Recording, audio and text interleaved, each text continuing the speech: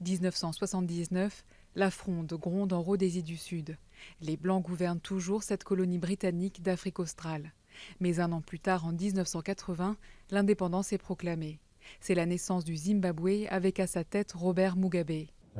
C'est lui qui a obtenu l'indépendance du pays. Il était le symbole du combat pour la libération du Zimbabwe. C'était un combat armé féroce et difficile, soutenu par beaucoup d'États à travers le monde. Le jeune Mugabe a été éduqué par des jésuites blancs et collectionne les diplômes. Marxiste revendiqué, il devient vite le symbole de l'Afrique indépendante. L'Occident le soutient, lui qui a pourtant mené la guérilla contre le régime britannique et qui a passé 10 ans derrière les barreaux pour subversion. Quand il arrive au pouvoir, Mugabe est encore plein d'idéaux révolutionnaires. Ses priorités, le développement de la démocratie, de l'éducation et du système de santé. Pendant ses premières années au pouvoir, Mugabe était un très bon leader. Il y a eu des catastrophes majeures, particulièrement dans l'ouest du pays, où de nombreuses personnes considérées comme dissidentes ont été tuées. Mais pendant les 10, peut-être 15 premières années, Mugabe a très bien dirigé le pays. Plus de 30 ans après, les choses ont bien changé. Accusé d'atteintes massives aux droits de l'homme, à la liberté d'opinion et à la liberté de la presse, Mugabe est rejeté par la communauté internationale. Dans les années 2000, il met en place une réforme agraire et chasse les fermiers blancs. L'économie s'effondre, inflation, coupure de courant et manque de nourriture, le pays sombre dans le chaos.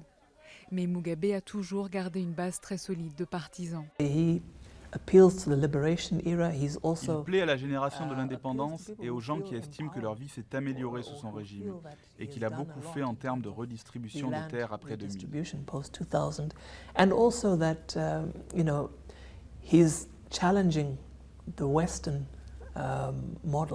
Il a aussi mis au défi le modèle occidental. Il a défié la Grande-Bretagne, l'Union européenne, les États-Unis. C'est important pour beaucoup de Zimbabwéens et pour beaucoup d'Africains en général.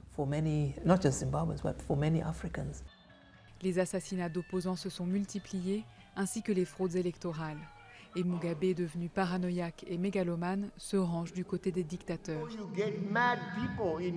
Il y a des gens fous en Europe.